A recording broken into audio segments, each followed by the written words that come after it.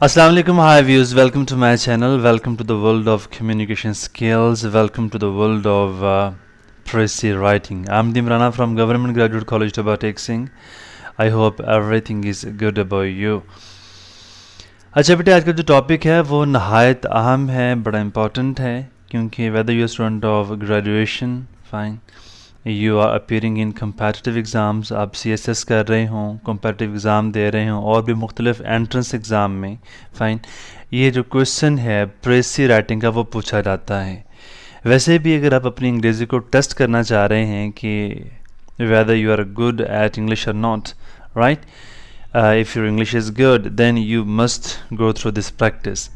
इसमें क्या होता है कि प्रेसी करने से पहले बेटे जो रॉ मटेरियल है, जो क्वालिटीज़ आपके अंदर होनी चाहिए, वो फॉर एग्ज़ाम्पल आपके पास जो लेक्सिकल रिसोर्स हैं, लेक्सिकल रिसोर्स से मुराद ये है कि जो रेंज ऑफ वोकैबुलरी है, you must be having a variety of vocabulary. बेटे लफ्ज़ों का ज़ख़ीरा जो है वो आपके पास बहुत सारा होना चाहिए। Secondly, you must be good at translating things, right, कि मतलब रिप्रोडक्शन फाइन, आपने रिप्रोड्यूस करना है एक पैराग्राफ को, इंग्लिश स्ट्रक्चर्स को किसी और स्ट्रक्चर में फाइन, तो ये स्किल आपके अंदर होनी चाहिए। और जो ग्रामेटिकल स्किल्स हैं, टेंसेस एंड व्हाटएवर और everything about language, you must be skilled in all these things.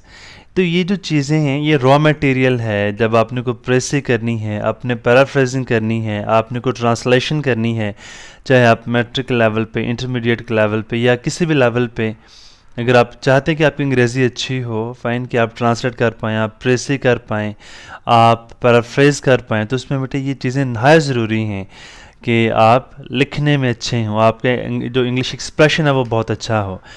अब ये कैसे अच्छा होता है? विद प्रैक्टिस फाइन, कि आप चीज़ों को रीड आउट करिए, मतलब चीज़ें आप पढ़ते जाइए, आपका वसीउल मुतालिया हो, किताबें पढ़िए, सुनिए, राइट, उसको फिर आप लिखने की प्रैक्टिस में लेके आएँ। फिर वो जो एक स्पेसिफिक पैटर्न में आपने आना है कि आपके अंदर जो डिसऑर्डर है उस पर आपने एक ऑर्डर इम्पोज करना है, वो फिर प्रेसी जैसे जो प्रैक्टिस है वो आपको रिफाइन करती जाती है। यानी डिसऑर्गेनाइज्ड, जो डिसऑर्डर्ड आप थॉट्स आपके अंदर होते हैं, जो बड़े रैंडम थॉट्स होते हैं, उनको एक हम ऑर्गेनाइजेशन में, एक सिमेट्री में, एक सिस्टम में हम लेके आते हैं through practicing precis, paraphrase like this, right. तो ये जो चीज़ें हैं वो नहायत इंपॉर्टेंट हैं। तो तलफ़ुज़ के अतबार से बेटे सुन लें कि इट्स वेरी इंपॉर्टेंट, राइट, कि इसका जो तलफ़ुज़ है वो प्रेसी नहीं होता है, ए नहीं, ए साउंड होती है, प्रेसी।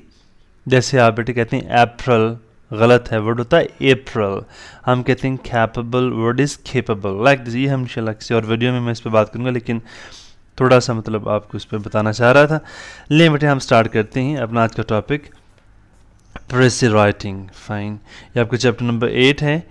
इसका इंट्रोडक्शन देखिए। In today's fast changing technology driven world, acquiring the art of summarizing an essential writing skill is crucial as it saves time and promotes effective communication.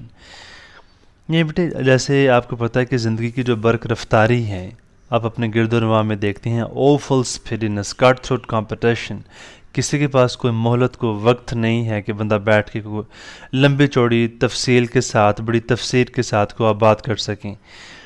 आजकल बेटे जो जिस तरह शेक्सपियर ने कहा था, brevity is a soul of wit, यानी ये मतलब वो पैरामीटर्स हैं जिससे आपका एक तासुर जाता है आपकी शख्सियत का कि आप बहुत ही मतलब सैज हैं, सैन हैं, वाइज हैं, रैशनल हैं, लॉजिकल हैं, फाइन, आपके अंदर एक्यूमेन है, इंसाइट है, प्रूडेंस है, श्रूडनेस है, अकल है, शऊर है, दानिश, फ़हम, तफ़हीम, राइट, इदराक आपका बहुत अच्छा है। तो उसके लिए ये वर्बोसिटी बेटे मैं डिलिबरेटली करता हूँ दानिस्ता तौर पर फाइन, कि ताकि आप में थोड़ा सा ये जो लफ्ज़ों से मोहब्बत आपके अंदर पैदा हो। अब ज़रा वापस आइए कि अगर आपके पास ये आर्ट है, ये फ़न है कि आप बहुत लंबी चौड़ी बातों को बड़े मुख्तसर अंदाज में आप बयान कर सकते हो, तो you are good at practicing precis fine, you are good at making precis. तो आप प्रेसी बनाने में फिर आप एक्सपर्ट हैं या हो सकते हैं, राइट। अब ज़रा देखिए कि वो कहता है कि आजकल मतलब बहुत तेज़ी का दौर है, तो हमें ये जो आर्ट है समराइज़ करने का, चीज़ों को मुख्तसर करने का, राइट, बहरे बेकरां को कूजे में बंद करने का, बड़ी लंबी चौड़ी बातों को बड़े मुख्तसर अंदाज में करने का, ये आर्ट बहुत क्रूशल है, बड़ा इम्पॉर्टेंट है, सिग्निफिकेंट है, इसकी बड़ी वर्थ है, वैल्यू है, हमें ये सीखना है। फाइन, नेक्स्ट आप देख रहे हैं कि as it saves time and promotes effective communication, इससे मतलब आपके बेटे जो वक्त है सुनने वाले का, बोलने वाले का, वो भी बचता है, और ये आपकी जो कम्युनिकेशन है उसको भी बड़ा प्रोडक्टिव बना देती है, बहुत उसकी जो एफिकेसी है, उसकी जो उसका इफ़ेक्टिव होने को और बेहतर कर देती है, वो और मौसर हो जाता है। This skill is helpful in preparing synopsis, abstracts and executives. Objective point of view से भी इंपॉर्टेंट है, वैसे भी ये इसको आप देख लें। एग्जैक्टिव समरीज, अगर आपने कोई थीसिस वगैरह आप लिख रहे हैं, कोई साइनॉप्सिस लिख रहे हैं, बड़ी लंबी चौड़ी बात होती है जो मुख्तलिफ सफ़ों पे, सफ़हात पे मुहित होती है, आप उसको इख्तिसार के साथ चंद लाइंस के अंदर, चंद सतूर के अंदर, चंद सफ़हात में आप उसको चेंज कर सकते हैं, ट्रांसफॉर्म कर सकते हैं। एब्स्ट्रैक्ट आपने लिखना होता है, एब्स्ट्रैक्ट बेटे आपको पता होना चाहिए, जब हम कोई 70 to 80 पेजेस का हम थीसिस लिखते हैं, तो एक आधे पेज के अंदर हमने उसको एब्स्ट्रैक्ट लिखना होता है। यानी मतलब हर चैप्टर में जितने भी आपके चैप्टर्स हैं थीसिस के, उसको आपने 2-2 लाइनों के अंदर आपने बताना होता है कि इस चैप्टर में मैंने फ्रांसिस को डिस्कस किया है, या आपकी 8-10 लाइन हो जाए तो वो आपका एब्स्ट्रैक्ट होता है। फाइन, एग्जैक्टिव समरीज हैं, को आपने समरी बनानी है, which are essential elements of various technical documents. So this skill is also often tested in various competitive examinations. जैसे मैंने स्टार्ट में बेटे आपसे शेयर किया कि मुख्तलिफ एग्ज़ाम्स हैं, तो वहाँ पे भी आपको जो प्रेसी का जो टेस्ट है, जो मतलब एक प्रेसी के ज़रिए आपकी इंग्लिश को टेस्ट किया जाता है। अब ज़रा आए अपने टॉपिक की तरफ। प्रेसी होती क्या है? The term precis is derived from the French word which means precise or accurately expressed. French word है, या आप ऑब्जेक्टिव पॉइंट ऑफ व्यू से सुन लें, आपको ऑब्जेक्टिव पेपर में आ सकता है कि जो प्रेसी वर्ड है वो फ्रेंच वर्ड से इसका ओरिजिन है, इसका मतलब होता है प्रिसाइज आर एक्यूरेटली एक्सप्रेस। जैसे आपने वर्ड सुने हुए ना, प्रिसीजन, एक्यूरेसी, बहुत ही इख्तिसार के साथ, बड़ी मतलब वो उसमें कोई कमी बेशी भी ना हो, बड़ी जामे भी हो और वो प्रिसाइज भी हो। रफली speaking it means an abstract or a gist of a longer passage or documents. कोई भी लंबा कोई पैसेज हो, कोई तवील पैसेज है, तो उसको अपने बड़े थोड़े अल्फाज में लिख देने को भी प्रेसी कहते हैं। Thus to make a précis of a given passage amounts to extracting its main points and expressing them as clearly and in as few words as possible. यानी आपने कम से कम अल्फाज इस्तेमाल करने हैं और वो मैक्सिमम आइडियाज़ आपने कन्वे करना है। प्रेसी writing is an exercise in compression. आपको चीज़ों को कंप्रेस करने का आर्ट जो है, चीज़ों को कंडेंस करने का जो आर्ट है वो आ जाता है। यानी फिर वही बात है कि काफ़ी तफसील से लिखी हुई बात को आप उसको कंडेंस करते हैं, उसकी काट छांट करके, उसकी कतो बरीद करके, फाइन फिर आप उसको मुख्तसर कर देते हैं। नेक्स्ट देखिए जी, it's the main theme of the passage in as concise a form as possible. Precis होती क्या है? समरी होती है, सेंट्रल आइडिया होता है, कर्नल होता है, क्रक्स होता है, एसेंस होता है, स्पिरिट होता है किसका? मेन आइडिया का। Okay, it should B lucid, succinct and complete। मतलब बेटे इसमें बड़ी ही lucidity हो, succinct हो, complete हो, यानी बड़ी ही जामे भी हो, फाइन, बड़ी clarity भी अंदर हो, और वो complete भी हो, fine. It should include all the important points so that one may be able to grasp the main idea and the general effect of the passage summarized। यानी तमाम जो important, यानी हमने पैराफ्रेज पढ़ा था बेटे, पैराफ्रेज और प्रेसी में ये डिफरेंस होगा। पैराफ्रेज में अपने तमाम जो चीज़ें ओरिजिनल पैसेज में होती हैं उनको आपने पैराफ्रेज करना होता है, लेकिन प्रेसी के अंदर आप जितनी भी अनइम्पॉर्टेंट आपको लगे कि ये चीज़ मुझे यहाँ पे नहीं लिखनी चाहिए, फाइन, ये लेस इंपॉर्टेंट है, आपने उन तमाम चीज़ों को, मिसालों को डिस्कार्ड करके आपने क्या लिखना होता है? अपने मेन पॉइंट्स को आपस में कनेक्ट करना होता है, उसको कोहेरेंट बनाना होता है। Let's move on. The art of summarizing is also known as précis writing। अब ये भी ऑब्जेक्टिव पॉइंट ऑफ व्यू से इसको नोट कर लें लहदा से कि बेटे समराइजिंग करने का जो फ़न है, चीज़ों को मुख्तसर करने के फ़न को प्रेसी राइटिंग कहा जाता है। A précis can be defined as an abridged form of the text or a piece of writing। प्रेसी क्या होता है, इसको an abridged form of the text or a piece of writing, यानी हमने बेटे चीज़ों को अंदर एब्रिज करना होता है। एक फ़िक्रा हम पहला उठाते हैं, एक हम 7वां उठाते हैं, एक हम 40वां उठाते हैं, फाइन। फिर ऐसे आप मुख्तलिफ स्टेज से आप फ़िक्रे उठाते रह के उनको आपस में आप एब्रिज भी करते हैं, कनेक्ट भी करते हैं, उनको आप जोड़ते भी हैं, लिंक करते हैं आपस में आप तमाम फ़िक्रों को, यानी उनमें एक लॉजिकलिटी भी होती है।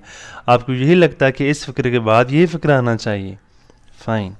आइडिया की मैं बात करूँ, यानी फ़िक्रे से मुराद वहाँ से आप आइडिया लेंगे ऐसे, और वो आइडियाज़ आपस में कनेक्टेड हों। आगे देखिए, Precis writing involves summarizing a document to extract the maximum amount of information and conveying this information to a reader in the minimum number of words। बड़ी इंपॉर्टेंट लाइन है कि आपने किसी भी डॉक्यूमेंट को समराइज़ करना है इस तरीके से कि उसमें मैक्सिमम इंफॉर्मेशन हो, ज़्यादा से ज़्यादा मालूमात हो, कम से कम अल्फाज के अंदर, वो रीडर तक पहुँचे, सुनने वाले तक पहुँचे। Precis writing does not merely involve paraphrasing or writing in one's own words from the original document। ये मतलब सिर्फ ये नहीं कि आपने पैराफ्रेजिंग कर देनी कि वहाँ जो अल्फाज हैं उनको अपने लफ्ज़ों में लिख देना है। The summary produced must be capable of standing alone and making sense। The precis must be complete, informative and easy to read। अब बेटे informative नहीं, informative तलफ़ुज़ की बात है। वापस आएँ, स्टैंडिंग अलोन मतलब ये अलग से एक इंडिपेंडेंट एक आपका डॉक्यूमेंट बन जाता है, स्टेटमेंट बन जाती है, जिसके अपना एक थीम होता है, जो जिसमें क्लैरिटी ऑफ कॉन्सेप्ट पढ़ने वाले को बगैर ओरिजिनल पैसे देखे उसको वो समझ आना चाहिए, फाइन। और इसमें द प्रेसी होती है वो कंप्लीट हो, इंफॉर्मेटिव हो और पढ़ने में सहूलत हो पढ़ने वाले को। There is no fixed length defined for the precis but normally it's written in 1/3 of the number of the words in the original passage. ये बात बड़ी इंपॉर्टेंट है, ऑब्जेक्टिव पॉइंट ऑफ व्यू से देख लें कि 1/3 of the number of the words in the original passage के original passage के, वैसे कहते हैं इसकी कोई प्रॉपर लेंथ ऐसे कोई डिफाइंड नहीं होती, लेकिन अगर प्रिस्क्राइब कर दी जाए, फाइन, या जो नॉर्मली जो जनरली हम प्रेस करते हैं, अगर हमारे पास 100 लफ्ज़ों की 100 अल्फाज की एक स्टेटमेंट है, एक डॉक्यूमेंट है, तो उसको हम 33 वर्ड्स में नॉर्मली हम उसको कंडेंस कर देंगे, ट्रांसफॉर्म कर देंगे, समराइज़ कर देंगे, तो वो आपकी एक आइडियल प्रेसी बन जाएगी। A précis must fulfill the following 3 requirements। Number 1, it must be in the form of continuous narrative।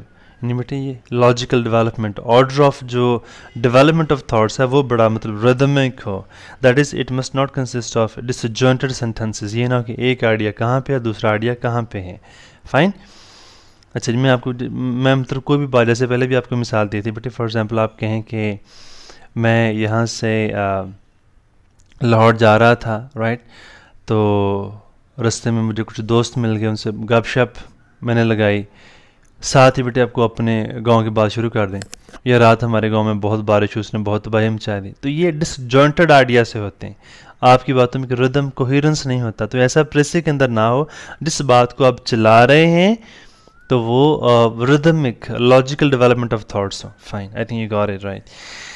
Next देखिए जी, कि आपके बेटे जो थॉट्स हैं, हमने क्या बात की कि वो डिसजॉइंटेड ना हो, fine. Number 2, it should include all the important ideas express in the original passage, जितने इंपॉर्टेंट आइडियाज है वो हमने मिस नहीं करने। Number 3, it should rigidly exclude all that is unimportant and irrelevant. जो चीज़ें लेस इंपॉर्टेंट हैं, अनइम्पॉर्टेंट हैं, जो इररेलेवेंट हैं, उनको आपने फ़िल्टर कर देना, उनको आपने निकाल देना है, साइड पे कर देना है, फाइन। आगे बेटे सेकंड जो हमारा नेक्स्ट स्लाइड देखिए, यूजेस ऑफ प्रेसी राइटिंग। अब इसके क्या फ़ायदे थे, why do we go for precis writing, precis क्यों की जाती है। मतलब देखिए, रीडिंग में हमें क्या फ़ायदा होता है। प्रेसी writing is very helpful exercise in reading.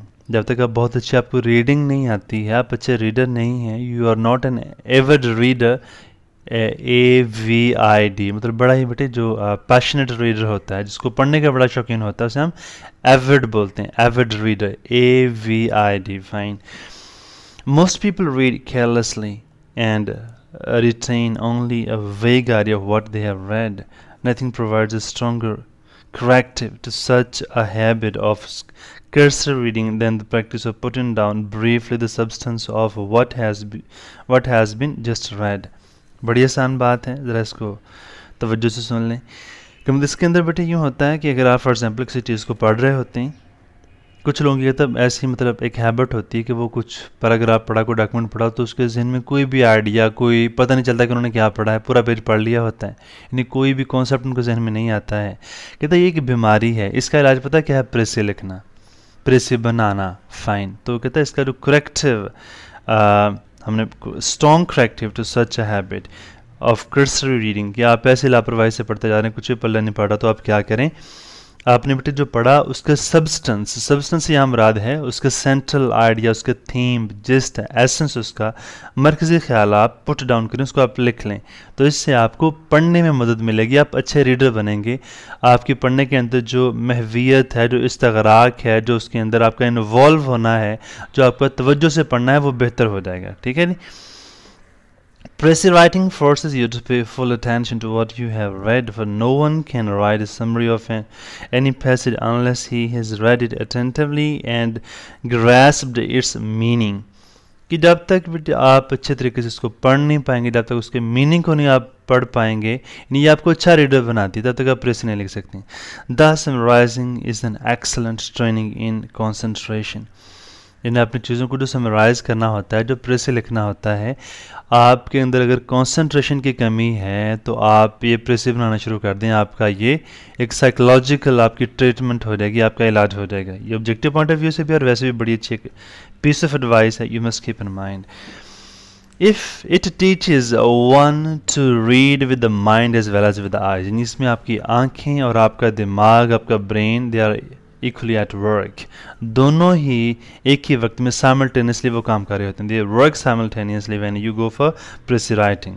Fine, अगली स्लाइड में बेटे देखिए राइटिंग। अब राइटिंग में भी आपको क्या फ़ायदा होता है? Precis is also very good exercise in writing. It teaches one to express one's thoughts clearly, concisely and effectively. तो जैसा बेटे बोलने में प्रॉब्लम है, जैसा पढ़ने में प्रॉब्लम है कि हम मतलब एक कॉन्सेंट्रेशन डेवलप हो पाती है, हमारे अंदर एक प्रॉपर जो एसेंस है, जो निचोड़ है किसी भी डॉक्यूमेंट्स का, किसी स्टेटमेंट का, वो नहीं आता, वो प्रेसी के ज़रिए लिखने में भी आ सकता है। ये आपके लिखने को क्लियर कर देती है। कंसाइज करना क्या होता है? बड़ा मुख्तसर तरीके से आप ज़्यादा बातों को आप कह सकते हैं, थोड़े लफ्ज़ों में ज़्यादा आइडियाज़ आप एक्सप्रेस कर सकते हैं। और उसको ज़ाहिर बात है, जब आप थोड़े लफ्ज़ों में ज़्यादा बात कहें तो ऐसे लोग दाना होते हैं, बड़े दानिशवर होते हैं, बड़े मुदब्बर होते हैं, बड़े मुहक्कक होते हैं, बड़े मुफक्कर होते हैं, जो लोग जो थोड़े लफ्ज़ों में ज़्यादा बात करते हैं। Fine, habits of vague and disorderly thinking and diffuse writing are corrected by precis writing.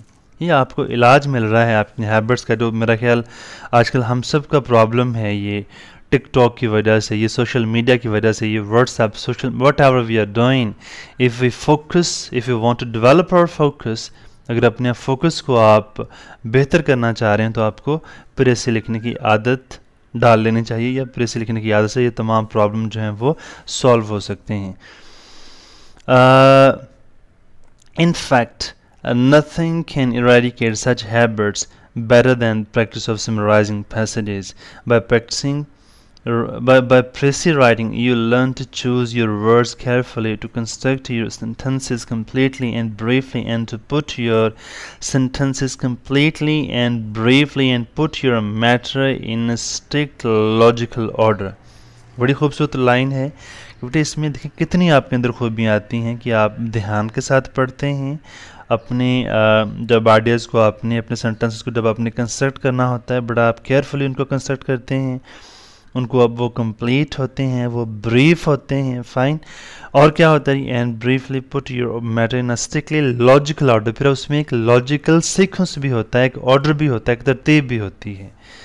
Ji, next point देखिए, प्रैक्टिकल लाइफ में अब हमें क्या फ़ायदा होता है? हमें रीडिंग में फ़ायदा हुआ, हमें राइटिंग में फ़ायदा हुआ। नेक्स्ट बेटे हम देखते हैं कि हमें प्रैक्टिकल लाइफ में क्या फ़ायदा होता है। Practice in precis writing is of great value in practical life.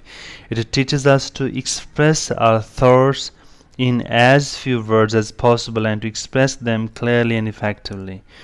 यानी ऐसे जैसे मैंने कहा कि वो लोग बड़े दानिशवर दिखते हैं, बड़े you sound very reasonable when you express your ideas in minimum words. आप थोड़े लफ्ज़ों में अपने आइडियाज़ बयान करें, The words are like leaves and where they most loud, much fruit of sense beneath is rarely found. जो लोग बड़ा ऊंचा बोलते हैं, फाइन, जो बड़ा शोर करते हैं लफ्ज़ों का, बड़ी वर्बोसिटी होती है, बड़े बेजा लफ्ज़ों का इस्तेमाल करते हैं, उनमें रीज़न का, अक्ल का, शऊर का फुकदान होता है. फाइन, हम लोग जो टीचर हैं, साथ ही बेटे आपको बता दूं, हमने ये इसलिए बोलना होता है कि आप लोगों को थोड़ी सी इंस्पिरेशन मिले to learn new words, to learn new structure. बाकी आम गुफ्तगू में जितना इख्तिसार से काम लिया जाए उतना ही बेहतर होता है. By practice in compression you learn to economise your words. बड़ी खूबसूरत बात है, जब आप कंप्रेशन की तरफ जाते हैं, चीज़ों को आप समराइज़ करने की तरफ जाते हैं, तो आपको economy of words, economise words, to economise word से मुराद क्या है कि थोड़े लफ्ज़ों में आप अपनी बात कह पाते हैं, कहना सीख पाते हैं. Therefore to be precise. Fine. A message of nearby 30 words written in answer to a telegram was reduced by an expert to one word without loss of meaning or effect. अब एक आपको मिसाल दी जा रही है कि आप मतलब आंसर कर रहे हैं किसी टेलीग्राम का और सिर्फ एक लफ्ज़ में आपने उसका जवाब दे दिया और वो बड़ा कंप्लीट है, और दूसरा जो जवाब है वो 30 वर्ड्स में है. ज़रा देखिए. This may be illustrated in the case of two collegemen, each of whom received a remittance from his father. यानी पेमेंट मिली बाबा की तरफ से, जैसे हम हॉस्टल में रह के या कॉलेज में रह के अपने वालिदैन से पेमेंट मंगवाते हैं. One son telegraphed as follows. एक ने ऐसे लिखा, Thanks for the money you sent me. I can save it for urgent needs and it came just in the nick of time. बड़ा वक्त पे आपके पैसे पहुँचे हैं, आपको बहुत शुक्रिया. इससे मैं इसको सेव कर सकता हूँ अपने जो अर्जेंट नीड्स हैं उनके लिए. I appreciate your kindness beyond words. मतलब मैं आपका तहे दिल से मशकूर हूँ, ममनून हूँ. द अदर सन टेलीग्राफ, दूसरे बेटे ने आगे लिखा, सेव्ड. पेमेंट आई, उसने जवाब दिया सेव्ड, कि मैंने उसमें से पैसे बचा लिए हैं. One word only. राइट, ये बेटे इख्तिसार है. फाइन. ओके, अगला हमारा जो टॉपिक है, अगला जो देखें, इसेंशियल ऑफ गुड प्रेसिंग, कि प्रेसी के अंदर बेटे कौन कौन सी चीज़ें हैं, जो कौन कौन सी क्वालिटीज़ होनी चाहिए. It's also very important. Just see for the concept and with the objective point of view से भी इसको देख लें. The following qualities are essential to a precis. Completeness. The precis must have been essential, must have the essential contents of the original passage without omitting any important fact or idea. जो आपने omission करना है ना, वो याद रखना है कि important ideas की omission ना हो. मतलब ये कि बेटे आपने जो लेस इम्पॉर्टेंट आइडियाज़ हैं उनको आपने omit करना है, निकालना है, राइट, अलहदा करना है, या उनको आपने तर्क करना है. जो लिखने आइडियाज़ वो सारे कौन से होंगे, इंपॉर्टेंट होंगे.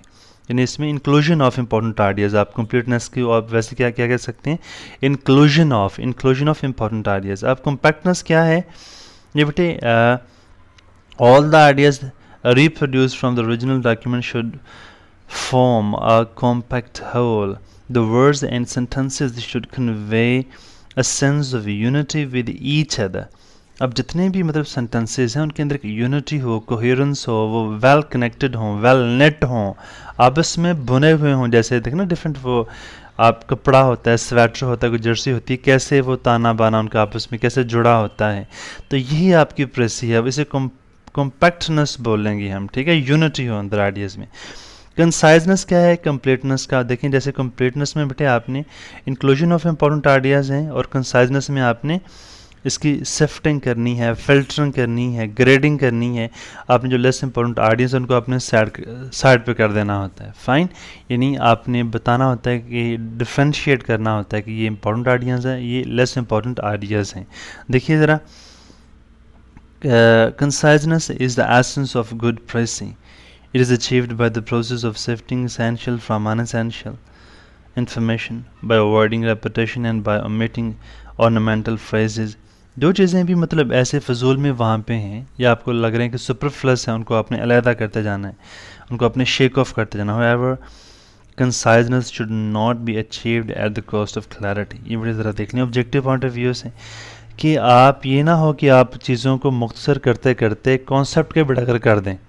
बाज़ को तो हम किसी बात को इतना मुख्तसर करें कि आपका कॉन्सेप्ट जो है वही गायब हो जाए, तो it should be avoided. All the original essential ideas should be presented clearly but in brief. There should be economy of words but not of ideas. ये भी बड़ा important है, ऑब्जेक्टिव पॉइंट ऑफ व्यू से भी देख लें और वैसे भी लाइन सीख लें कि बेटे जब हम कुछ लिखें, जब हम कुछ कहें, इकोनॉमी ऑफ वर्ड्स होनी चाहिए, इकोनॉमी ऑफ आइडियाज़ नहीं। आइडियाज़ ना कम हो, आइडियाज़ मैक्सिमम हो, लफ्ज़ थोड़े से थोड़े हों। नेक्स्ट बेटे हमारा पॉइंट है clarity. The precis should have clarity of expression, यानी आपकी एक्सप्रेशन में क्लैरिटी हो जब प्रेसी आप लिख रहे हो। This can be achieved by getting read of circumlocution and unclear statement, कि जिन्हें जो मतलब मुबहम से अंदर चीज़ें हैं, अनक्लियर वेग से चीज़ें को अपने अवॉइड करना है। It should be intelligible to even those readers who have not gone through the original document, जिन्होंने ओरिजिनल पैसेज नहीं भी पढ़ा उनको भी आपकी प्रेसी पढ़ के सारा क्लियर हो जाए कि ओरिजिनल में ये कुछ लिखा है। Coherence. All statements and ideas in precis should follow the reasonable and the natural order of development. जितने भी सेंटेंसेस और आइडियाज़ हैं प्रेसी के अंदर should follow a reasonable and natural order of development. उनमें एक जैसे कनेक्टिविटी, जैसे आपने ये पढ़ा था कॉम्पैक्टनेस के अंदर, इस तरह बेटे coherence, logical sequence of thoughts and ideas. Thus the precis should not look like a collection of disjointed sentences but a well connected whole, यानी नेचुरल ऑर्डर ऑफ डेवलपमेंट हो आइडियाज़ की। जब आपने कोहेरेंस की बात करनी है, ये तमाम खूबियाँ आपकी प्रेसी के अंदर होनी चाहिए। Fine, that's all about today's lecture. I think you understood everything. इंशाल्लाह see you in the next lecture. Till then, अल्लाह हाफिज़।